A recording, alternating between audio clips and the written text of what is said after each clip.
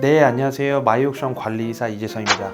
오늘은 입찰표 작성 요령이라든가 입찰표에서 주의해야 될 사항에 대해서 좀 말씀드리려고 합니다. 이제 입찰표가 이제 어렵지 않다, 정말 쉽다 이렇게 느끼실 거니까요. 저희 사이트 보시면서 한번 얘기 나누시죠.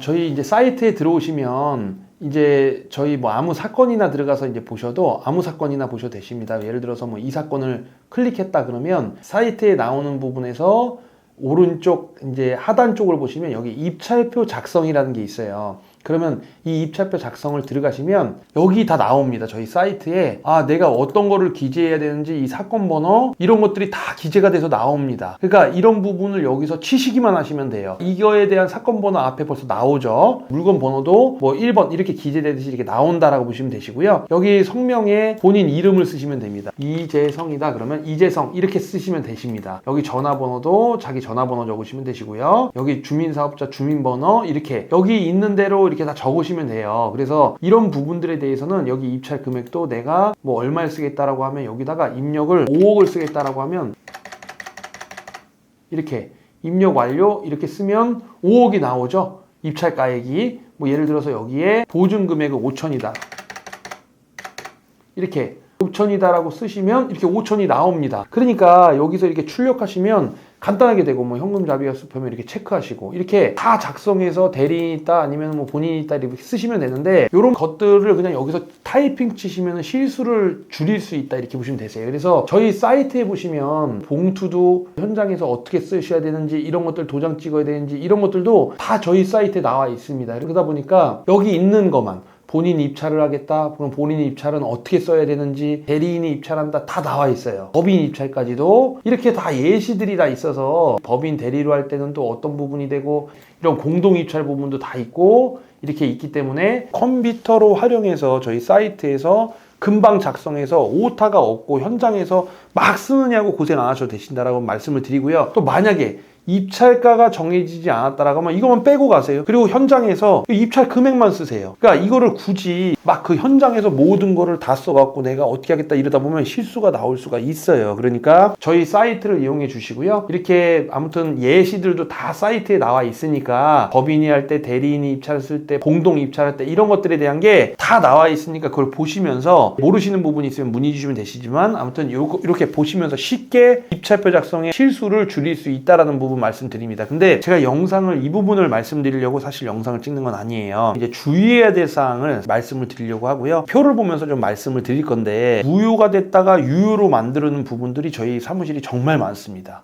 그러니까 이 부분들을 숙지하시면 오늘 낙찰을 봤는데 무효가 됐다. 근데 내가 이 사항에 해당되는지 아닌지 내가 무효가 된 거를 다시 유효로 돌릴 수 없는지를 체크하시고 무효가 됐다라고 해서 다 끝난 건 아니다. 유효로 만들 수 있는 부분들이 정말 많습니다. 그리고 사실 이런 부분들을 법원 집행관실이라든가 아니면 이런 부분들도 이제 실수하는 부분들 집행관님도 실수하는 부분들 아니면 그냥 법원에서 이런 부분은 그냥 무효로 해야지 해서 유효로 할 수 있는 거를 또 무효로 받으시는 분들이 정말 전국에 많으세요. 그래서 이 영상을 찍는 부분이 있다 이렇게 이해하시면 되시고요. 먼저 인터넷에다가 치시면 됩니다. 아예 무효가 되는 경우들에 대한 거를 입찰에서 제외되는 거를 먼저 보실게요. 입찰자 본인과 대리인의 주소 이름이 함께 적혀 있지만 위임장이 붙어 있지 않는 경우, 그러니까는 이게 무슨 얘기냐면 아까 저희 쓸 때 위임장을 무조건 대리인이 들어갈 때는 위임장을 내야 돼요. 거기 양식이 있습니다. 위임장을 붙여야 되는데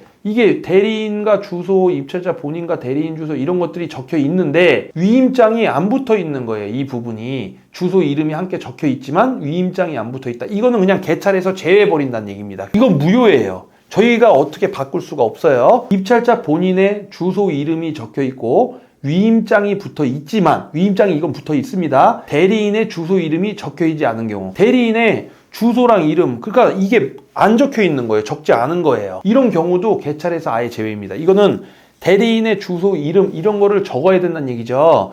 이 부분은 또 무효입니다. 저희가 어떻게 이거를 유효로 만들 수는 없습니다. 그 다음에 위임장이 붙어 있고 대리인의 주소 이름이 적혀 있으나 입찰자 본인의 주소 이름이 적혀 있지 않는 경우, 이것도 아예 개찰에서 제외, 무효란 얘기예요. 이거 입찰 들어가도 무효된다는 얘기예요. 이런 부분은 저희가 어떻게 할 수가 없다 이렇게 보시고, 한 사건의 동일인이 본인인 동시에 다른 사람의 대리인이거나 동일인이 2인 이상의 대리인을 하는 경우, 요거 좀 헷갈려 하시는 분들이 좀 있어요. 이런 거예요. 한 사건에서 본인도 입찰을 봤어. 입찰을 봤는데 또 다른 사람도 입찰 대리를 해. 내가 입찰을 보고 입찰 대리를 해. 이거 안 된다는 얘기예요. 나도 입찰을 보는데 다른 사람도 또 같은 사건에 똑같이 대리를 해. 이건 안 된다. 이건 무효다. 이거는 입찰에서 제외다. 이렇게 보시면 되세요. 동일인이 2인 이상의 대리를 하는 경우에요. 한 사건에서 한 명 대리를 하는 게 아니고 2명 대리를 하는 겁니다. 그러니까 입찰을 들어가는데 A가 있어요. A 대리를 했어요. 입찰 대리를 했어요. 한 사건에서. 근데 또 B도 의뢰를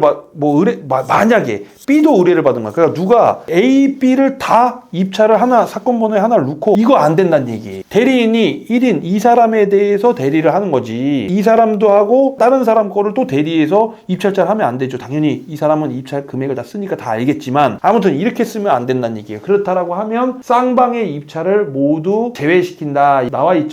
또 밑에 또 하나가 또 있습니다. 입찰 가격의 기재를 정정한 경우에도 이거는 어떤 거를 불문하고 개찰해서 제외된다. 이건 무조건 무효다. 이렇게 보시면 됩니다. 입찰 가격의 기재가 불명확한 경우. 근데 이거는 제가 아까 초기에 말씀드렸듯이 컴퓨터로 써가면 이런 일 자체가 발생이 안 돼요. 그러니까 여기서 저희 예시 나와 있는 입찰표를 들어가서 보시면 거기서 쳐가세요. 근데 어쩔 수 없이 현장에서 쓰시는 분들도 많으실 거 아니에요. 그런 분들이 예를 들어 5와 8 여기 이게 애매하게 쓰시는 분들이 있습니다. 이게 저희도 이 습관인데요. 뭐 7과 9 7인데 7을 좀 이렇게 9처럼 쓰시고, 이런 것들 0과 6 이런 것들에 잘못 써서 이 금액이 애매하다 이러면 이 개찰에서 제외시킨다는 얘기예요. 이런 것들은 저희가 어떻게 처리를 못해요. 이거를 무효를 유효로 만들 수가 없어요. 그리고 하나의 물건에 대해서 같은 사람이 여러 장의 입찰표를 그러니까 예를 들어서 이런 거예요. 사건 번호가 2023 1111이라고 있다라고 보면 111에 내가 1억도 넣고 9,900도 넣고 9,800도 넣고 이렇게 하면 안 된다는 얘기예요. 이러면 모두 개찰에서 제외된다라고 보시면 돼요. 근데 사건 번호는 동일하지만 물건 번호가 1번, 2번, 3번, 4번, 5번 이렇게 물건 번호가 있는 물건들이 있어요. 이거는 개별적인 특수성이 있으니까 물건 번호가 있는 거거든요. 이런 거는 내가 입찰을 다 들어가고 싶어서 넣을 수가 있어요. 근데 한 사건에 내가 1억 넣고 하나 또 입찰가는 또 9,900 넣고 하나는 또 9,800 넣고 이렇게 하면은 개찰에서 모두 제외시킨다. 그렇게 두면은 안 된다. 이렇게 보시면 돼요. 이거 얘기 물어보시는 분들 의외로 많습니다. 제가 오늘 중요한 부분으로 설명드릴 부분이 이 위에 부분들이에요. 이제 이런 부분들이 현장에서 나타나서 무효가 되는 경우들이 있다라는 부분을 말씀을 드릴 거다. 이렇게 보시면 되실 것 같습니다. 입찰 기일을 적지 않거나 잘못 적어. 예를 들어서 입찰 기일이 이렇게 들어가면 다 나와요. 저희는 다 나오는데 현장에서 쓰시는 분들을 말씀을 드리는 겁니다. 이거 입찰 기일을 1월 19일인데 1월 20일을 쓰고 아니면 2월 19일로 쓰고 뭐 예를 들어서 입찰 기일을 내가 잘못 적었다. 그런 경우가 입찰 봉투의 기재에 따라 그 매각 기일의 것임을 특정할 수 있으면 개찰에 포함. 그러니까 입찰 봉투라든가 사건 번호 정확하고 주소지에 경매되는 물건에 정확하게 적어서 이걸 특정을 할 수 있는 거예요. 이런 경우는 입찰 기일이 틀렸다라고 해도 입찰에 포함시킨다. 이렇게 보시면 되십니다. 사건 번호를 적지 않는 경우, 그러면 사건 번호를 모두 안 적진 않겠죠. 모두 안 적으면요 당연히 이거는 무효가 되겠지만, 사건 번호를 입찰 봉투, 매수 신청 보증 봉투, 위임장 등 첨부서류의 기재에 따라서 특정할 수 있으면 개찰에 포함. 이게 뭔 얘기냐면, 보통 실수하시는 분들이 아까 보셨다시피 이렇게 입찰표를 보시면 사건 번호를 안 적으시는 분들이 있어요. 이렇게 여기다가 사건 번호를 아예 기재를 안 하시는 거예요. 근데 봉투에도 적혀 있고 사건 번호 봉투에도 적는 한이 있죠. 그리고 봉투에도 사건 번호를 기재하고 이렇게 이거를 특정할 수 있는 겁니다. 이 사건을 우리가 입찰표에만 작성을 못했지 실질적으로는 입찰을 받다라는 걸 봉투, 뭐 대봉투, 또 안에 돈봉투에 소봉투, 뭐 아니면 대리인의 위임장에 썼는데 위임장에도 사건 번호가 특정돼서 적혀 있고 이러면 요게 안 돼도 그 사건으로 개찰에 포함시킨다라는 얘기를 드리는 거예요. 그러니까 이런 부분도 특정할 수 있으면 개찰에 포함된다. 그래서 이게 정말 많아요. 사건 번호 안 적어서 예전 사례 보면 무효된 사례들도 많고요. 저희가 얼마 전에도 이거를 유효로 만든 사례도 있다. 이렇게 보시면 되시고요. 매각 물건이 여러 개인데 물건 번호를 적지 않은 경우, 이런 경우도 매각에서 이제 제외가 돼요. 근데 이거를 특정할 수 있으면, 예를 들어서 물건의 지번 건물의 호수, 예를 들어서 101호 뭐 입찰 보는 거에 대한 물건에 대한 호수라든가 이런 거를 명확히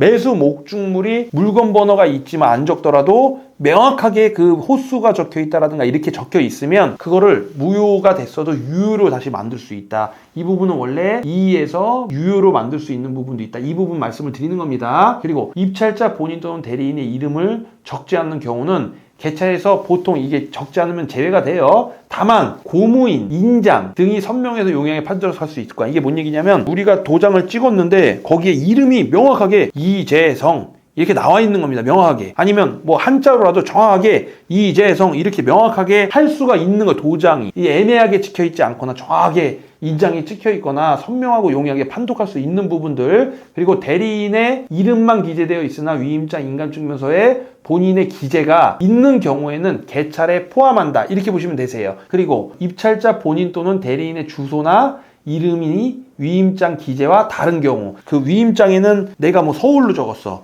근데 입찰표에는 경기도로 적었어. 이런 부분도 입찰에 포함해서 해야 된다. 무효가 되시면 이것도 유효를 만들 수 있다. 이거 중요하겠죠? 보증금액에 기재가 없거나 그 기재된 보증금액의 매수인정 보증금과 다른 경우. 먼저 보증금액이 봉투 또는 보증서에 따라 정해진 매수 보증금이 그 이상 됐다라는 걸 확인하는 경우는 또 개찰에 포함을 시킵니다. 그러니까는 내가 실수해서 모르고 보증금액의 기재를 모르고 안 했다. 아니면 보증금액이 매수인정 보증금과 다르게 썼다. 이런 경우들이 있어요. 근데 다르게 썼는데 적어요. 그거는 안 된다는 얘기, 무효예요. 최저 입찰가에 쓰는 금액이 있으면 그 이상은 들어가야 된다는 얘기입니다. 근데 중요한 부분은 아무튼 이런 부분을 안 적어도 보증금액에서 정확한 보증금액이 그 이상이 돼 있다라고 하면 또 포함을 한다. 이 부분 제가 말씀드렸죠. 이런 부분 때문에 무효되는 사례 많습니다. 그래서 저희가 유료 만든 사례가 많아요. 그 부분 말씀을 드리고요. 또 보증금액을 정정하고 정정인이 없는 경우에 매수신청 보증금 또는 보증서에 따라서 정해진 매수신청 보증 이상의 보증재건이 확인되는 경우에는 개찰에 포함된다. 그러니까 보증금액이 보증서라든가 이런 거 나중에 작성하면 이 보증금액이 되는데 그게 정정돼 있는 경우들이 있거든요. 그런 부분도 매수인정 보증금액 이상 되면은 개찰에 포함된다라는 부분입니다. 위임장은 붙어 있으나 위임장이 사문서로서 인감증명서가 붙어있지 않는 경우, 위임장과 인감증명서의 인형이 틀린 경우, 그러니까 이런 경우 정말 많이 발생되는데요. 이제 위임장을 작성을 해서 인감증명서, 위임장을 낸다라는 것 자체를 이렇게 이해하시면 돼요. 인감증명서랑 인감도장이 동일해야 된다, 이렇게 보시면 돼요. 우리가 다른 이거 일상도 말고요. 다른 부분에 어떤 우리가 위임을 대리를 하더라도, 법률 대리라든가 이런 걸 하더라도 위임장을 준다. 그러면 인감증명서를 붙이거든요. 인감증명서와 위임장 에 있는 도장이 동일해야 돼요. 근데 그게 내가 인감을 만들다가 바꾸는 경우들이 흔히 많이 나와요. 그래서 바꾸다 보면 인감 도장이 비슷하게 생겼는데 조금씩 틀리거든요. 그거를 또 법원마다 다 잡아냅니다. 집행관 사무실에서 이제 집행 진행하면서 그걸 또 잡아내요. 그래서 무효가 되면 이거는 또 어떻게 할 수가 없어요. 근데 이런 사례들도 많이 있다, 이렇게 보시고. 근데 이제 인감증명서가 안 붙어 있어도 변호사, 법무사가 임의 대리인으로 입찰하는 경우는 된다. 이 부분을 이렇게 이해하시면 되실 것 같습니다. 오늘은 입찰에 대해서 주의해야 될 사항들을 말씀을 드렸어요. 근데 원래 이 부분이 정말 중요한 부분이에요. 이게 왜 그러냐면 낙찰을 받고도 무효를 유효로 만들 수 있는데 집행관의 실수 또는 이런 경우들에 대한 게 법원의 관례적인 부분들, 이런 부분 때문에 실질적으로 법률에는 이렇게 포함을 시켜야 되는데 포함이 안 되는 경우들이 많이 있다라고 본다라고 하면 이런 부분이 정말 내가 낙찰을 받을 수 있는 부분인데 이런 부분에 오기 때문에 떨어져서 포기가 돼서 내가 이 물건을 놓친다라는 거는 경매를 일생에서 한두 번, 세 번 이렇게 하시는 분들한테는 정말 중요한 기회를 소진시키는 거거든요. 그러니까 이런 부분들에 문제가 있다 그러면 당일날이라도 저희한테 연락을 주시고 아니면 그 다음날이라도 연락을 주셔서 빨리 집행에 관한 이의 신청을 해서 무효를 유효로 돌릴 수 있다. 이런 부분을 제가 좀 말씀을 드립니다. 그래서 저희 직원분이 무효된 사건을 유효로 바꾼 사례에 대한 게 영상으로 저희가 찍은 게 있어요. 그런 게 이 부분하고도 관련성이 있다라고 보시고 그 영상도 많이 시청해 주시고요. 오늘 교육한 부분에 대한 걸 꼭 숙지하셔서 내가 오늘 무효됐는데 이 부분의 실수를 다시 유효로 만들 수 없는가, 이런 부분을 검토를 하시고 또 모르시면 저희한테 연락을 주시면 저희가 그거에 맞춰서 설명을 드리고 다시 유효로 돌리는 부분이 있다라는 부분을 꼭 중요한 부분이라 제가 오늘 말씀을 드렸다 이렇게 보시면 되실 것 같습니다. 다음 시간에는 이제 이렇게 해서 낙찰을 받았습니다. 받으면 그 다음에 해야 되는 부분이 어떤 게 있겠어요? 이제 임차인이라든가 이런 부분을 이제 내보내야 되는 절차를 해야겠죠. 그래서 다음에는 인도명령 작성 예라든가 인도명령을 어떻게 해야 되는지에 대한 부분을 하는 시간을 갖도록 하겠습니다. 감사합니다.